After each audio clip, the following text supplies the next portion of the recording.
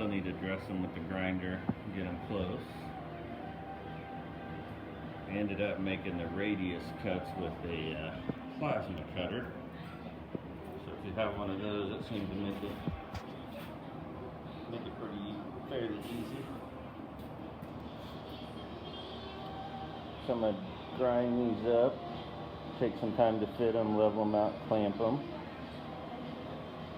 And we'll come back to see what this looks like. So I've got everything cut, ground, and fit pretty well. I clamped it up really nicely. Lots of clamps, hold it tight. I put some angle iron, actually used the old pieces of the frame in there. It's kind of a backer just to align everything. Seems to measure out pretty well. I'll show you what I did to measure it. So I did some cross measuring.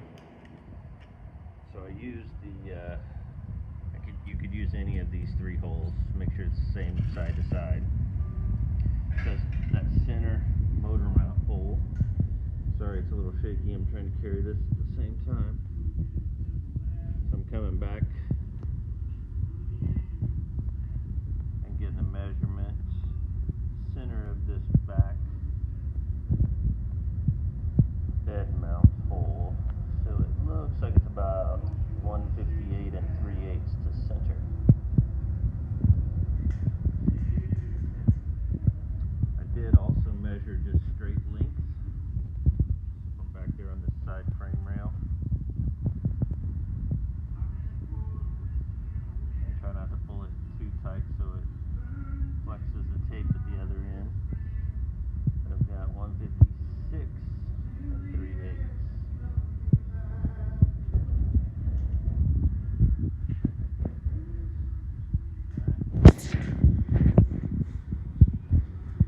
Then I do the same for the other side. Metal hole again. Make sure you're using the right hole there.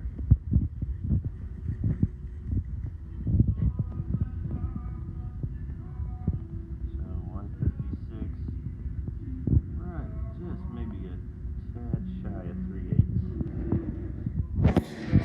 But for a GM product, I'm gonna call that good, especially as old as this is. Across here, 158, maybe just could be just a touch over. See, I'll line the camera up here a little better. Yeah, just a touch over 3/8. Not quite a half.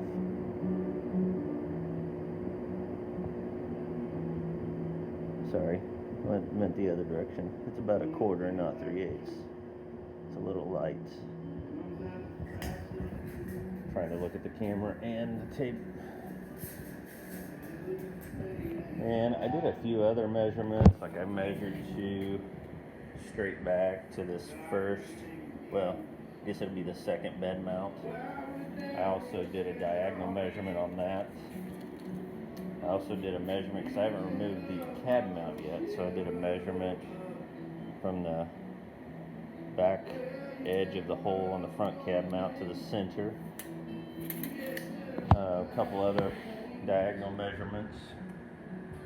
I just want to make sure that the frame is square and level and everything is nice and straight, so when I put it back together I don't have any issues.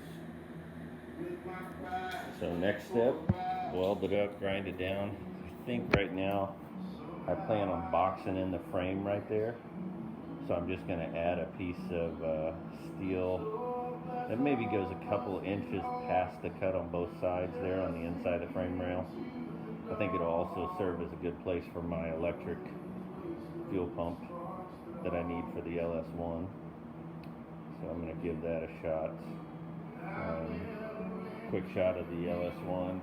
It's going to be carbureted. I'm going to put some old style valve covers to cover up the coil packs.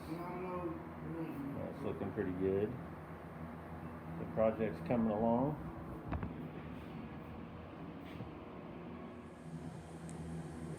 Welcome back, guys. Alright, so it took me a little bit. I got everything welded and ground down. ahead and boxed it in. I used a plasma cutter and made a couple boxing plates. And I just put those little half circles in the end so it wasn't just square. But I thought this will really make it rigid. This is not my own idea. I stole it from Stacy David on gears, but it would make a great mounting point for my fuel pump and possibly fuel filter. This took a little longer than I thought to get all of that done, but now the work, I'm going to move the cab mounts back, remove this front bed mount, frontmost bed mount. I'm actually going to take out the cross member here, and I've got one over there behind that quarter panel that I'm going to replace. Has a bigger opening up towards the top for the U-joint, so when I air this thing out it'll clear just fine. And then tomorrow I plan on chopping off the 8 inches off the back and doing the rest of the work I talked about. Hope this helps. Okay, so third day here, I finished. I already posted a little video, but I've got it welded back together. I went ahead and boxed it in. Cut those out with my plasma cutter so the little half circles aren't perfect, but they're pretty close. Without a CNC. So what I did is I took an air hammer and knocked out all these rivets. This was the other mount here for the cab. So I took it off. Now this becomes the forwardmost, sorry, not cab, bed. So this becomes the forwardmost bed mount now. And then I relocated, it was here, the rear cab mount, 12 inches forward to here, and got it bolted in. I haven't bolted in that cross member yet. See, I got the, I forget where I ordered it from right off the top of my head, but I can put that maybe on the next video. Going to give me more clearance since the truck's going to be so low for the drive shaft to come through. Plus it has exhaust cutouts. So next I'm working on the other side, moving that cab mount back 12 inches. And then might mark up center line on the rear end, pull those leaf springs and put in my ladder bar or my rear truck bars, truck arms, trailing arms, whatever you want to call them.